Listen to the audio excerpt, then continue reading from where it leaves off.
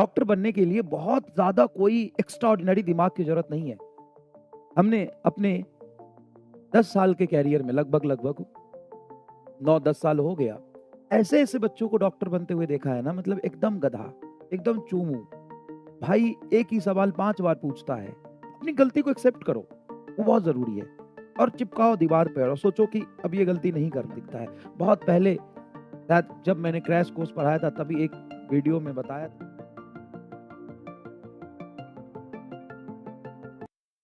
कितने दिन में आया एग्ज़ाम फ़ियर? एग्ज़ाम फ़ियर जो डेवलप होता है, वो 1 दिन के काम चोरी की वज़ह से डेवलप होता है या आप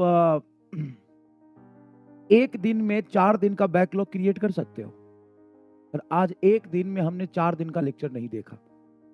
या 1 दिन में आप 1 हफ्ते का काम का बैकलॉग कर सकते हो? नहीं ना। 1 दिन में कितना आप बैकलॉग कर सकते हो? 1 दिन में कितना काम चोरी कर सकते हो बताओ? 1 दिन में कितना आलस दिखा सकते हो बताओ? 1 दिन में अपना कितना काम खराब कर सकते हो तुम ये बताओ? 1 दिन में। 1 दिन में तुम कितना अपना काम खराब कर सकते हो? 1 दिन में क्या कर लोगे? इंसान सोता है 6 से 8 घंटे, तुम सोओगे 18 घंटे। बाकी फिर खाओगे, फिर सोओगे, फिर खाओगे, फिर सो जाओगे। तो 1 घंटे में मैक्सिमम 1 दिन में मैक्सिमम कितना अपना समय खराब कर सकते हो? तो नॉर्मल डे होता तो भी तो 6 से 8 घंटा सोते ही, तुम कितना खराब कर सकते हो? 16 घंटे। 24 घंटे कैसे खराब होगा बे? पढ़ता भी तो 24 घंटे थोड़ी ना पढ़ पाता। 16 से 17 घंटे तुम खराब कर सकते हो 1 दिन में। 1 दिन में तुम्हारा मैक्सिमम कितने क्लास का बैकलॉग हो सकता है? 3 क्लास का बैकलॉग हो सकता है। ठीक है? ठीक है? ओके। तो जो ये फ़ियर है, डर है, पैनिक है, पैनिक सिचुएशन क्रिएट हो जा रहा है, रिवीज़न नहीं हो पा रहा है, वो कितने दिनों का रिज़ल्ट है? वो 1 दिन का रिज़ल्ट तो नहीं हो सकता है। वो बहुत लंबे कामचोरी का रिज़ल्ट है। बहुत लंबे समय में जो आपने टाइम खराब किया है उसका रिज़ल्ट है। बहुत लंबे समय तक आपने बस सोचा है कि ये कर लेंगे, वो कर लेंगे, लेकिन बहुत लंबे समय तक 2 महीने तक, 3 महीने तक, शायद 4 महीने तक आपने समय खराब किया है, उसका रिज़ल्ट है। बात तो लॉजिकल है। तो इसको खत्म करने में, इससे ओवरकम करने में कितना समय लगेगा? मिनिमम उतना समय तो लगेगा ही ना, जितना तुमने खराब करने में समय लगाया था, उतना ही समय लगेगा उससे रिकवर होने में। या बहुत ज़्यादा मेहनत करोगे तो उससे आधा समय लगेगा, लेकिन समय तो लगेगा ना। सिंपल सा फंडामेंटल है, समय दो। जितना समय तुमने खराब किया है, जिसकी वजह से तुम्हारी ये हालत है, लगभग उतना या उससे आधा या 1/3 समय आपको बहुत रिग्रेसली देना पड़ेगा। अब सोचो मत, अब कहाँ, अब तो लास्ट मौका है, अब से एग्जाम का सिर्फ 5 महीने है। शायद 5 महीने भी नहीं है ढंग से, 4 महीने एग्जाम के। और इतना याद रखना कि हो सकता है अभी से, क्योंकि जो हमें 8 से 10 महीने का समय मिलता है ना पढ़ाई करने का, उसमें पहले 5 या 6 महीने में जो हम पढ़ते हैं, जिसकी वजह से आउटपुट आता है एक्स, लास्ट के 4 से 5 महीने में जो पढ़ते हैं ना, उतना ही अमाउंट पढ़ेंगे तो उससे रिजल्ट आएगा 2x। और अगर डबल पढ़े तो रिजल्ट आएगा 4x। लास्ट का जो टाइम होता है ना 3 से 4 महीने का, वही मेजर डिसाइडिंग फैक्टर होता है। तो अपने सारे गलतियों पर फोकस करो, एक लिस्ट बनाओ, एक पेज बनाओ, और अभी भी लास्ट मौका है, एक पेज बना के ना लिख लो कि तुमने कौन से सब्जेक्ट में कितनी गलतियां करी है, क्या क्या तुम्हारा मेजर मिस्टेक्स रहा है। और हर बच्चे में कुछ ना कुछ इंप्रूवमेंट की गुंजाइश होती है। ऐसा नहीं कि तुमने सारे लेक्चर देख लिए तो शायद रिवीजन में थोड़ा रहा होगा। बहुत सारी चीजें हैं, बहुत सारी चीजें हैं। तो उसको नोट डाउन करो और आज से सब पे काम करना शुरू कर दो, काम करना शुरू कर दो। देखो, टाइम का ना वैल्यू बहुत होता है। हर इंसान पैसे का वैल्यू करता है ना। 10 रुपए तुमसे कोई मांगेगा ना तो तुम 10 रुपए मांग, 10 रुपए, 10 रुपए, 10 रुपए में ऐसा लगता है सारा संसार बिक जाएगा तुम्हारा।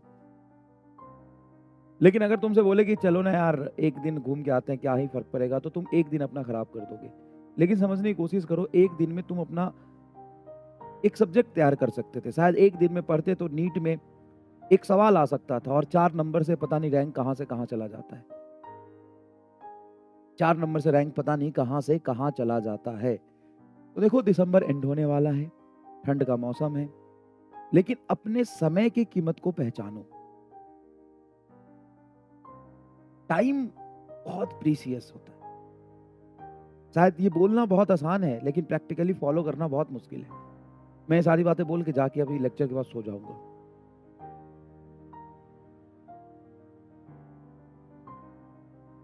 प्रैक्टिकल बात है। अच्छा, कल मैंने 8 बजे से लेक्चर कराया।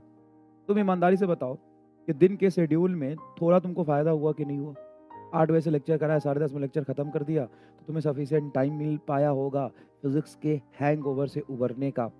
फिर बायोलॉजी का क्लास तुमने शुरू किया होगा, उसके गैप में थोड़ा-सा टाइम निकाल के तुमने पढ़ भी लिया होगा थोड़ा। अगर क्लास नहीं होती तो शायद तुम उठते ही 9 बजे।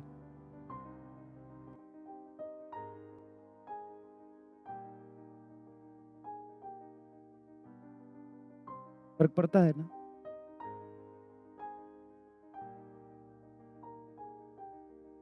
तो अपने आप को पुश करो, अपना गोल अपने सामने रखो, अपनी गलतियों को अपने सामने रखो। ये गलतियाँ से मुँह छिपाने से नहीं होगा। अपनी गलतियों को एक्सेप्ट करना पड़ेगा और उस एक्सेप्टेंस के बाद ही आपको मोटिवेशन आएगा कि चलो इस पे काम करते हैं। तो अपनी सारी गलतियों को लिखो कि पिछले 5 महीने में तुमने क्या गलती किया था ईमानदारी से। एक पेज बनाओ और उस पेज पे लिखो, शर्माओ मत, जो भी तुमने गलती किया था।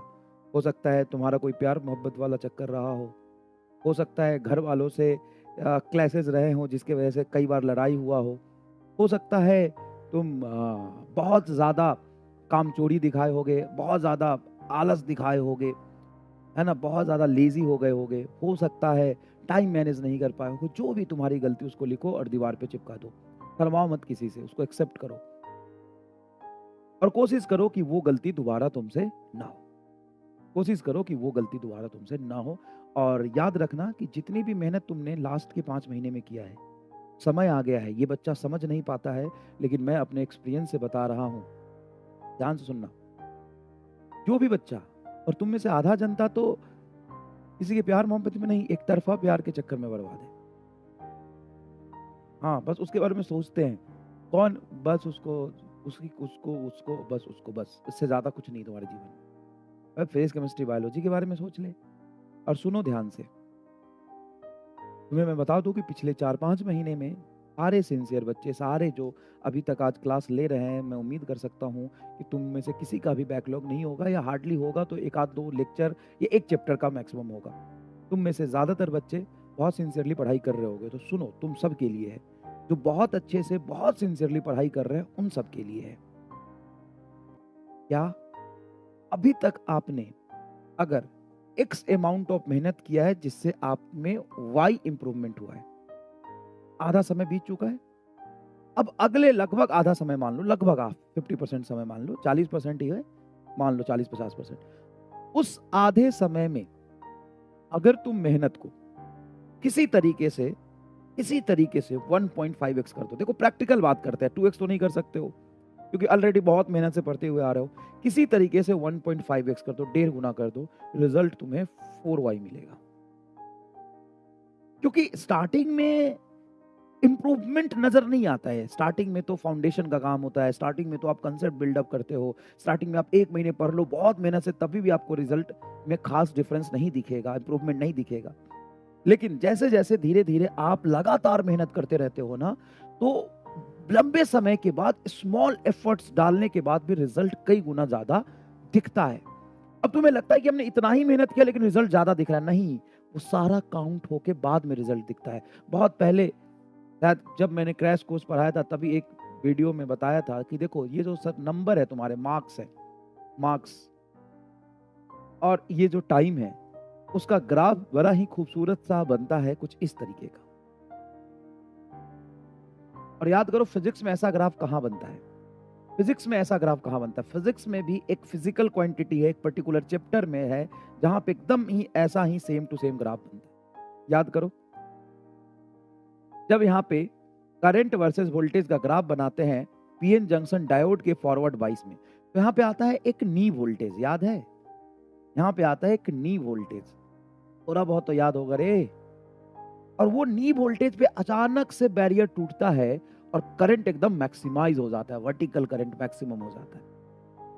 तो कुछ ऐसा ही समय वर्सेस मार्क्स का ग्राफ बनता है। तुम समय देते हो, मान लो स्टार्टिंग में तुमने पढ़ना शुरू किया, तुम्हें पता है कि तुम एकदम गधे और चोमू हो, तुमने 1 महीना समय दिया अपना, 1 मंथ टाइम दिया, तुमको लगेगा कि बहुत मेहनत करने के बाद भी मैं चोमू का चोमू ही रह गया, मैं एकदम बुड़बक रह गया।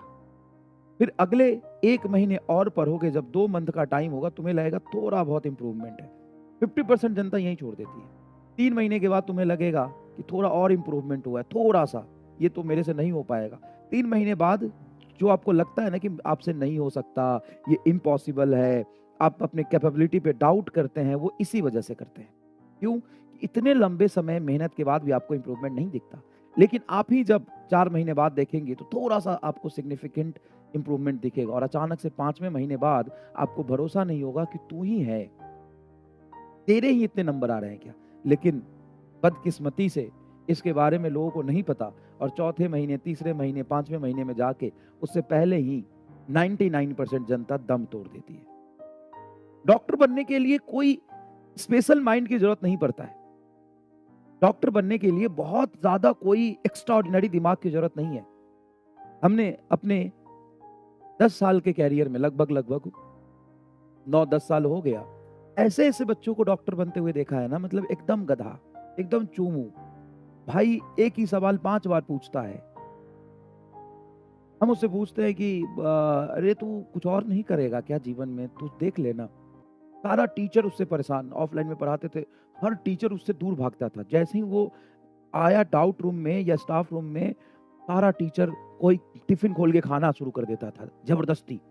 भूख नहीं लग रहा उसको, टिफिन खोल के खाना शुरू कर दिया, बाप रे ये आ गया, दिमाग खा जाएगा। कोई टीचर बैठा आराम से बात कर रहा, जैसे वो लड़का आया, वो एक पेपर उठा के ना लिखना शुरू कर दिया। क्या? अरे अभी बहुत काम है, टेस्ट पेपर बना लो। जैसे ही वो अंदर घुसा, मैं एक लड़के की नहीं, मेजॉरिटी की कहानी बता रहा हूं, ऐसा होता है।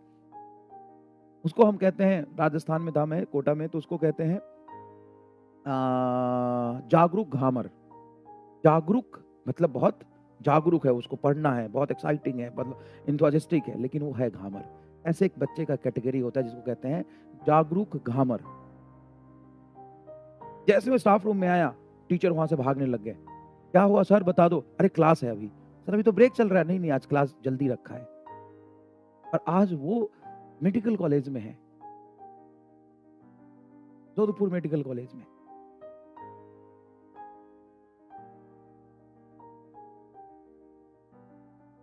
क्या नाम है उसका, SMS तो उसका है, अब भूल गया मैं नाम, ये 4-5 साल पहले ही कहानी है। तो भाई होता है, कोई भी कर सकता है, कोई भी कर सकता है, ठीक है ना। बट इस थ्रेशोल्ड तक पहुंचना होता है, नीड टाइम तक पहुंचना होता है, इसको बोलते हैं ना क्रिटिकल टाइम तक पहुंचना होता है, उसके बाद ही आपको सिग्निफिकेंट रिजल्ट दिखेगा। चलिए, तो आप सभी बच्चों का बहुत बहुत स्वागत है। सिंपल हार्मोनिक, अब अपनी गलती को एक्सेप्ट करो, वो बहुत जरूरी है, और चिपकाओ दीवार पर और सोचो कि अब ये गलती नहीं करना। बस तुम अपने मेहनत को थोड़ा सा बढ़ा दो। जितने लोग बहुत ईमानदारी से संघर्ष करते हुए आज तक पढ़ाई कर रहे थे, तुम अपने मेहनत को बढ़ा दो बिना सोचे समझे। अपने आप पर सेल्फ डाउट को आज से खत्म कर दो। मैं बहुत बहुत जेन्युइनली बोल रहा हूं, सेल्फ डाउट को खत्म कर दो, खुद पे डाउट करना बंद कर दो। कुछ नहीं मिलेगा, कुछ मिल सकता है तो बताओ। तुम भी 5वीं 6ठी क्लास के बच्चे तो नहीं हो ना। अपने ऊपर होने वाले सेल्फ डाउट को खत्म कर दो, क्योंकि सभी बच्चों को ये होता है। तुम यूनिक नहीं हो, ईमानदारी से कह रहा हूं, तुम यूनिक नहीं हो। सभी बच्चों को ये होता है, सेल्फ डाउट सभी बच्चों को होता है। और सेल्फ डाउट इंक्रीज होता जाता है जैसे जैसे टाइम बढ़ता है। तो कम टाइम पे तो लोगों को लगता है कि कर जाएंगे, और ज्यादा टाइम बढ़ता है लोगों को लगता है कर जाएंगे, और ज्यादा टाइम बढ़ता है लोगों को लगता है कर जाएंगे। लेकिन ग्राफ ही ऐसा बनता है, यहां तक आते आते लोगों को लगता है कि नहीं कर पाएंगे। तो सेल्फ डाउट से कुछ नहीं होने वाला है। सेल्फ डाउट बंद कर दो, और आंख बंद करके जितना तुम मेहनत कर रहे थे उतना बढ़ा दो, तो रिजल्ट और नीचे गिर जाएगा। 400 नंबर आ रहे हैं, 450 नंबर आ रहे हैं। भाई 450 वाले कहीं 650 आते हैं, लेकिन कब? जब वो सेल्फ डाउट को खत्म करके अपने मेहनत को बढ़ा देता है तब। मेहनत बढ़ेगा तभी तो नंबर बढ़ेगा। सेल्फ डाउट करके अगर मेहनत कम करोगे तो नंबर कम होगा। सीधा सा रिलेशन है। कितना फंडामेंटल बात है, कितनी आसान बात है, सब जानते हो और सब कोई जानता है ये बात, कोई नई बात नहीं है। मैं कह रहा हूं तो नहीं पता चला है तुम्हें, तुम भी ये जानते हो, तुम भी ये जानते हो, बहुत अच्छे तरीके से जानते हो, लेकिन फिर भी कभी कभी ध्यान भटकता है। उसको कंट्रोल करो और समझो कि इसी गलती की वजह से तुम्हारा ये हालत है, अब इसको नहीं होने देना है। उस गलती को इंप्रूव करो, उस गलती को ठीक करो और आगे बढ़ो। समझ में आया कि नहीं है? ठीक है, 550 से ही 650 जाया जाता है। 500 से ही आप 660 तक, 670 तक जा पाएंगे। कैसे? सेल्फ डाउट करके कि अपने मेहनत को थोड़ा बढ़ा के, अपने मेहनत को थोड़ा बढ़ा के। और सुनो, बस तुम यकीन बैच में ना टीचर के साथ चिपक के एकदम लपक के पढ़ाई करते रहो। ईमानदारी से तुम्हारे 200, 300, 400, 500 जितने भी नंबर आ रहे हैं पढ़ते रहो। 1 साल बाद यकीन बैच पढ़ लोगे ना, जीवन भर याद रखोगे। चाहे वो तुम डॉक्टर बन जाओ, अगर तुम डॉक्टर नहीं भी बनोगे तो एक सक्सेसफुल इंसान जरूर बन जाओगे। क्योंकि सीट जितनी है सबको पता है, कंपटीशन बहुत ज्यादा है, सब डॉक्टर नहीं बन सकते। इसका क्या मतलब है? मेहनत करना छोड़ दे? नहीं, मेहनत करना छोड़ देंगे तो कहीं का नहीं रहेंगे। लेकिन अगर तुम मेहनत कर लोगे ना तो लाइफ में सक्सेसफुल जरूर बन जाओगे। हाँ, तुम्हारे 300 नंबर आ रहा है ना, छोड़ दे, नंबर देखना छोड़ दे। बस अपने कमियों को देख, अपना वीक पॉइंट देख और पढ़ाई करता रहा, पढ़ाई करता रहा, पढ़ाई करता रहा, पढ़ाई करता रहा, पढ़ाई करता रहा। भाई 1 साल बाद तू खुद को आईने में पहचान नहीं पाएगा कि तू ही था। लाइफ में बहुत कुछ है अच्छा करने के लिए। क्या पता तुम्हारे 200-250 नंबर आ रहे हैं और इतना अच्छे से ईमानदारी से पढ़ लिया, नीट में तेरा सिलेक्शन नहीं हुआ, लेकिन आगे चल के मेहनत करने का आदत हो गया तुम्हें, प्रेशर झेलने का आदत हो गया तुम्हें। 10 हॉस्पिटल ही तू खुद खोल रहा है और उसमें 100 डॉक्टर तेरे नीचे काम कर रहे हैं। किसी को पता है यार कौन क्या बनेगा? किसको पता है कौन क्या बनेगा भाई? लेकिन ये सब तभी होगा जब मेहनत करना सीखोगे। कुछ भी दुनिया में बिना पढ़े हुए भी या कम पढ़े हुए भी या कम आईक्यू के लोग भी सक्सेसफुल होते हैं मेहनत के दम पे। समझ में आया कि नहीं है?